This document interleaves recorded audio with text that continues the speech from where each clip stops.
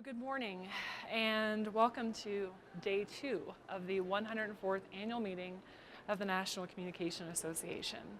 My name is Nelle Bedner, and the year 2018 for me actually marks my 25th year in higher education. And so after 25 years, this opportunity has provided me with a lot of experiences regarding the interview process. And so whether I've been an applicant, whether I have actually been a member of a search committee, or as the hiring manager, I have a lot of different experiences to kind of afford in terms of opportunity and knowledge. So in preparation for today's presentation about 21st century professionalism, I not only reflected on my experiences, I did a lot of research reflecting on other people's experiences, and I also did a lot of interviews with people not only in our own discipline, but also colleagues that I have in other disciplines. And they were also very insightful in regards to this process. Through these conversations and research, I was actually able to develop kind of my 2 main points. And number 1 was offering kind of a definition of professionalism. And then really the highlight of the presentation, at least in my mind, is this idea about how to practice professionalism throughout the employment process. A lot of times we only think about professionalism maybe when we are doing the interview, but there are critical elements on the front end in terms of that process, as well as on the back end if we are actually offered a job opportunity. So in terms of where my beginning place is, it's about professionalism. So one thing that I discovered is that much like definitions of communication, which we will find this entertaining, there are many different definitions of professionalism. And so when I was actually doing research and talking to a lot of people, one of the first questions I asked them was, how do you define that? So it is not really one skill, but it tends to be the blending of many different skills. And by no means this is not going to be completely inclusive, but they tended to be themes that were acknowledged when it came to professionalism. So as you can see, we have everything from productivity to politeness to poise, and a lot of different elements in between.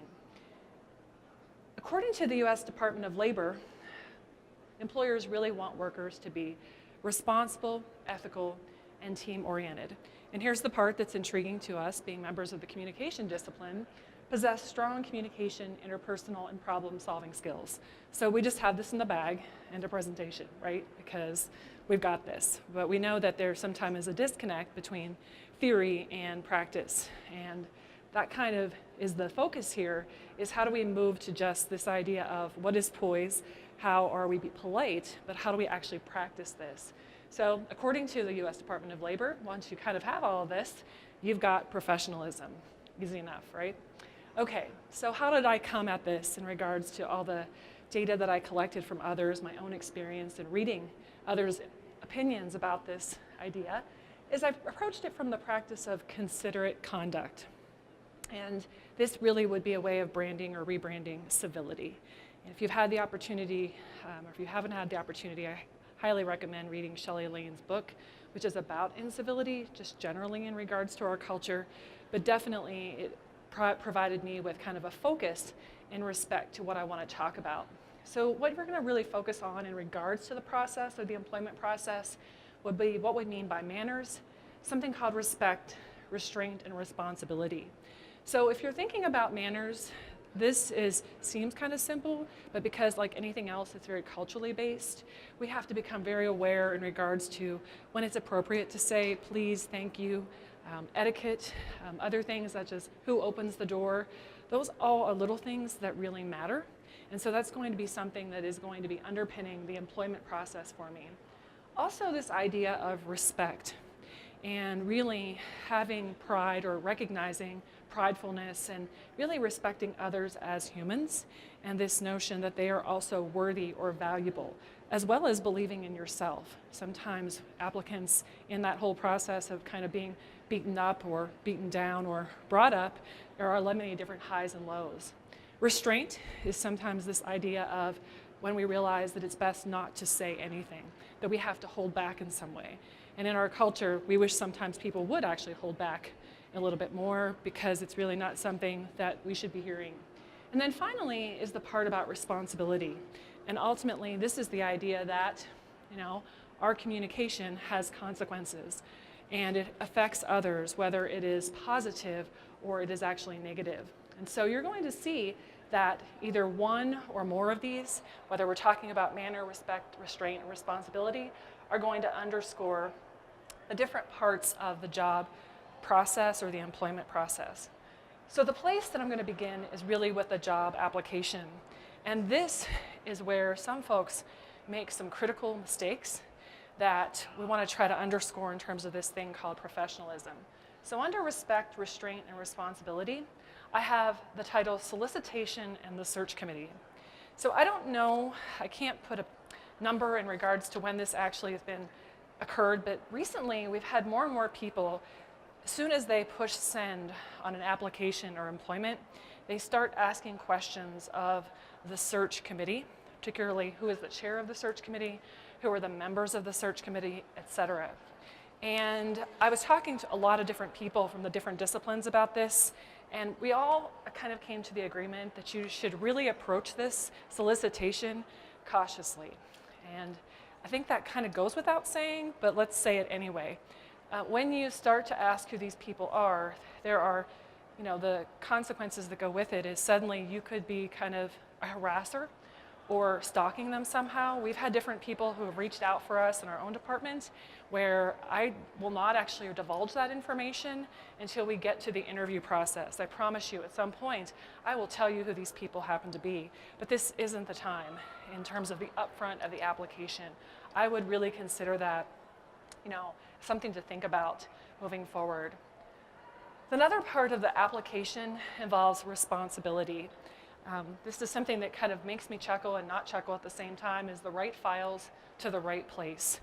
Usually you can guarantee that there's going to be at least one applicant, if not more, who actually sends the wrong materials to the wrong school.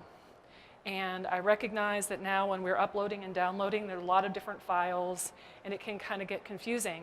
But imagine when you do open that file and you've applied for a position at the University of Central Arkansas, but oops, I've sent it to the University of Central Oklahoma, where it has some other information. And that goes back to that responsibility, is that now, whether I know it or not, I have actually kind of made an impression that isn't the impression that I really want to be fed out there. So making sure that those files are going to the right place is important. The other part, which is central to us as well, is audience, audience, and audience.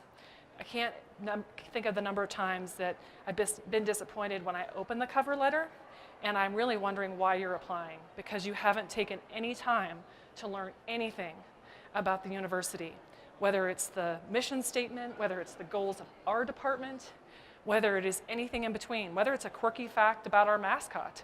If you include that, it actually indicates that you've taken some time and you are interested somehow, some way about our organization.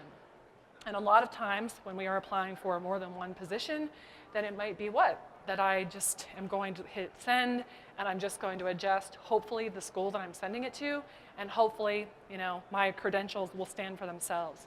But the truth is that there is something that we have in terms of a responsibility when it comes to that.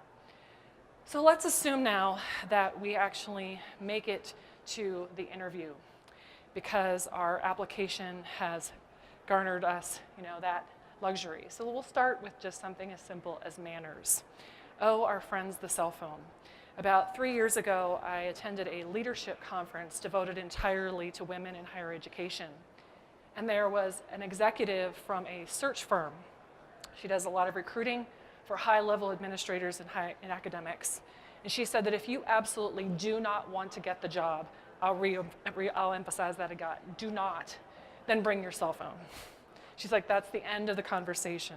So her advice for us was to take our cell phone, assuming that everyone knew how to pick us up in terms of the search committee and whatnot, or where we were going to be, and to put it in the lock in our hotel room, or to put it in a bag where we would not be tempted whatsoever. Because most of the time, employers would say, job interview over, simply because people were completely distracted by their cell phone. Number 2, what to wear. My colleagues and I were talking a lot about this. You can never be overdressed.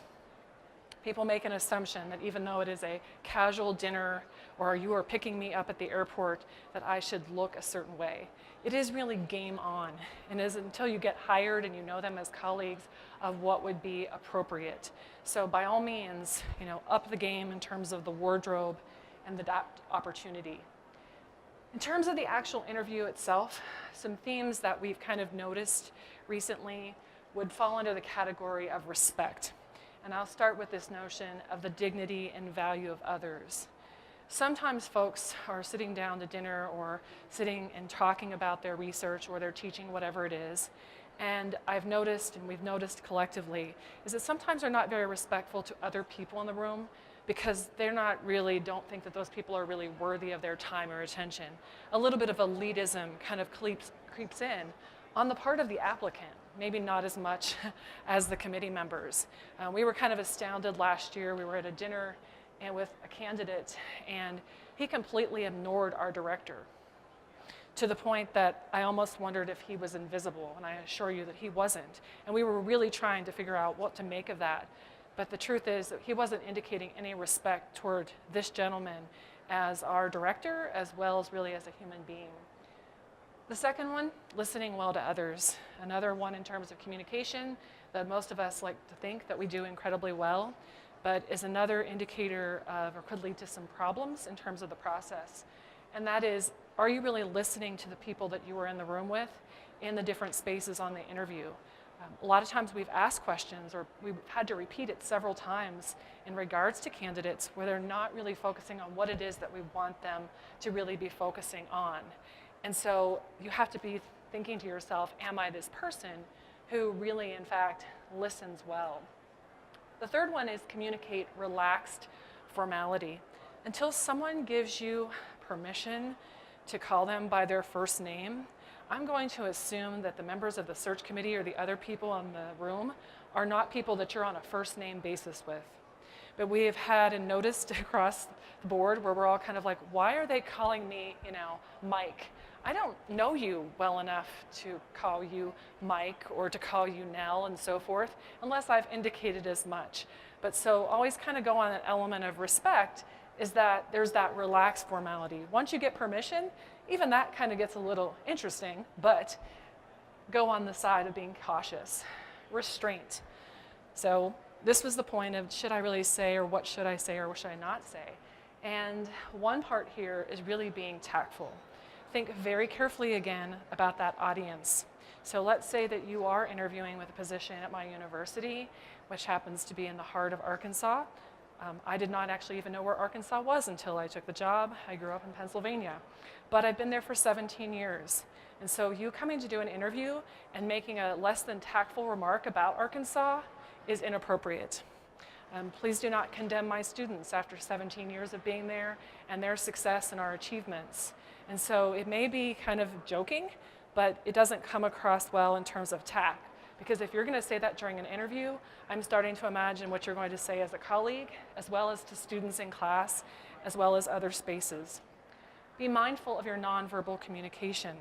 And this also kind of goes into that part of listening as well, is are you a person who kind of wears all of your emotions in terms of your face? How do you hold your body in positions? We've noticed this a lot, particularly during teaching parts in terms of demonstrations, is that some candidates sometimes, and this is something that mentioned a lot of different disciplines, was that if a student asked a question or someone asked a question or responded a certain way, there would be not like a befuddled look, but maybe an angry look or something in between. And it was something we were making note of in regards to a response. So think about it. How do you feel when people maybe challenge you or ask a question, or if you present something in a certain way?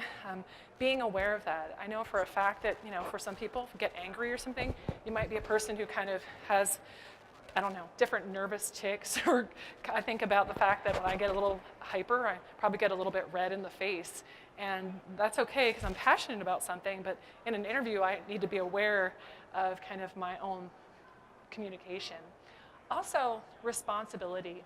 We've mentioned this again, but adapting your communication to your audience.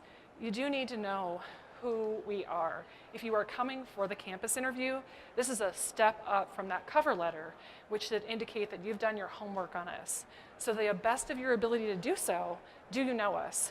I'm in a school of communication with 4 different programs in communication, which includes journalism, public relations, writing. They are actually, most people would think they were English, but they are a writing program, as well as communication. So sitting at the table amongst the 43 of us in the room, maybe people from what? All different kind of disciplines, all interested in communication. And when you're there and you're only thinking that here's the person who's interested in political communication, or here's this person, you do need to kind of know those sort of things. That's impressive in terms of that idea, or in terms of the research that you've done.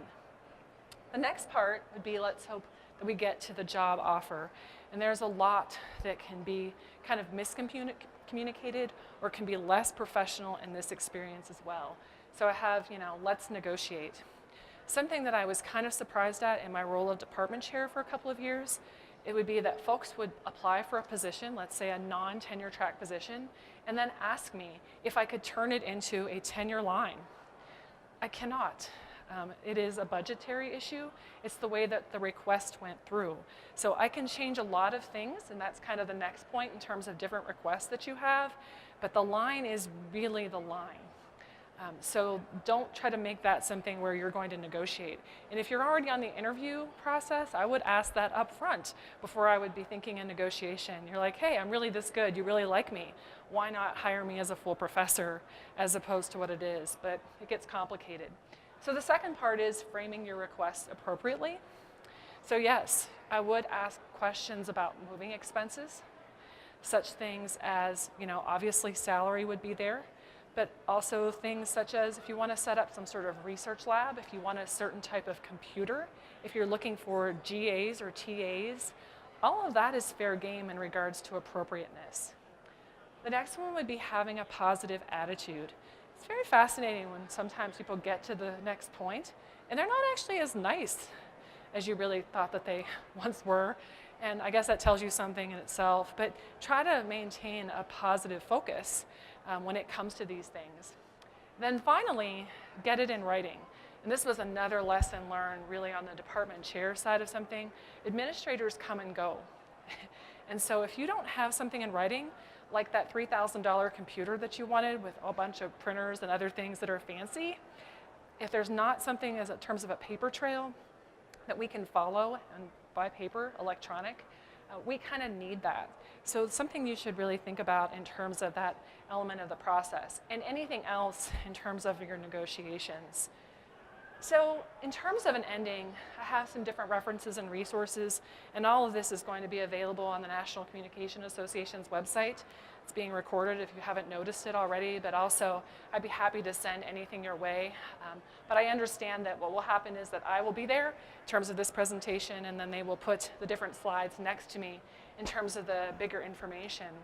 But at the end, be as positive as you can, be yourself, but in terms of the spirit of the actual presentation, being professional, because we are taught about a lot of things as we are perhaps leaving our graduate programs, or we're always really on the job market, but it's the little professionalism quirks that sometimes are the bigger quirks and are often overlooked. And so that was kind of the goal today in regards to the presentation.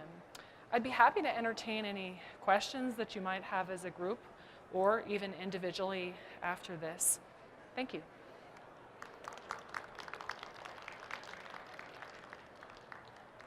Yes. Generally, I suffer from generalized anxiety disorder, which produces certain odd effects when Anxiety. being interviewed, especially. It's true. Is it okay to tell them, hey, I'm very anxious because of my disorder, so please take that into consideration? You have to be careful about being, upfront. I think just saying that you're anxious, maybe exceedingly so, maybe more so than other people without the reason behind it would be advantageous, because, in terms of disorder or different issues, that can sometimes, not that legally it should work against you, but it could possibly do so. And you don't want that to be in a committee's back of their mind where this could present itself some way. So I'm always a big fan of being yourself. And I feel like you'll end up at the place that you're supposed to end up because they're responsive to that. And if you feel like you can't be yourself, it's probably not the place for you. Yeah, so it's good that you're You know, anxious because there's a good reason. they're right, It can and I respect that, you know, and I think some places are going to be responsive to that, and others will not be. And it actually reminds me of a panel I was on last year, where she was an associate professor, kind of mentioned this in terms of her topic, just having, you know, some different issues that she didn't know whether to be upfront about in terms of health and other things, but, you know, at the end of the day, where she ended up was good for her, and so it is that fit. But good luck. Yep. Yes, ma'am.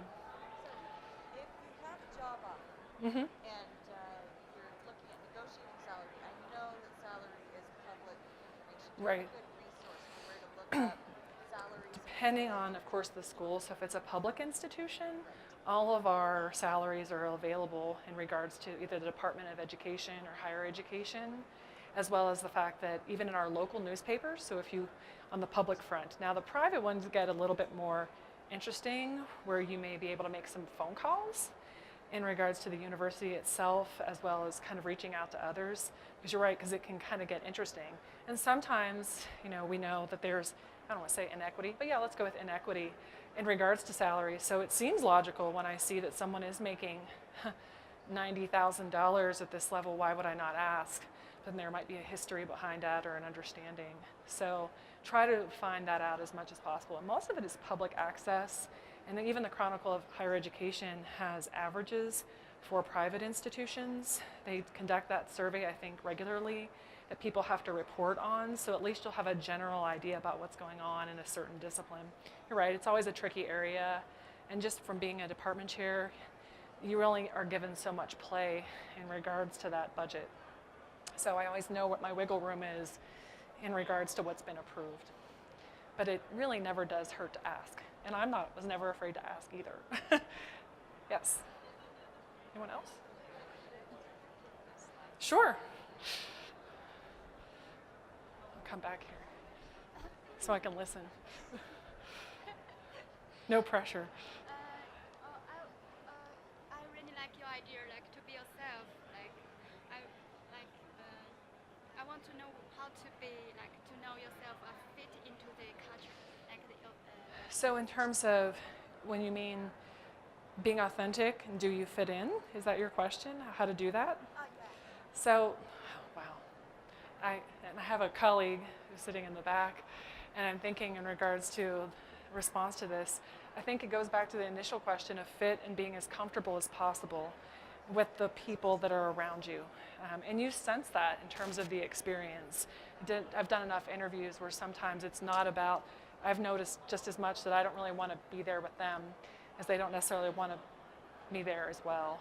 So I'm a big Boober fan. Be your authentic self, be genuine, and things will come to you.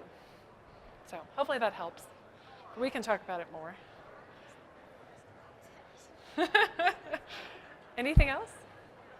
Yes.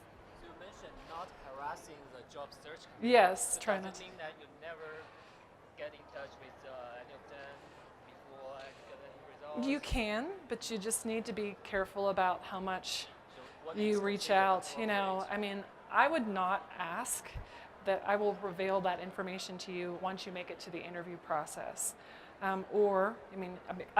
We mostly don't divulge that information for privacy reasons, legal issues, and other things that they may actually No, I say mean, to like you. the updates of this process. So that with the search committee would be fine. I mean, but I would just contact the chair. Usually you know who the chair is, but you don't need to know about everybody else. And sometimes the colleagues are getting harassed about the questions and they're not the chair of the search committee. They don't really know as much that's going on as much as the hiring manager.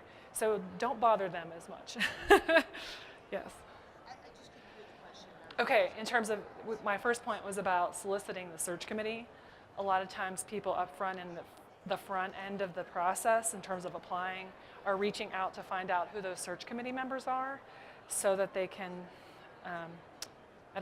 learn more about them or play different angles. And many people have seemed to cause a lot of anxiety and angst regarding that.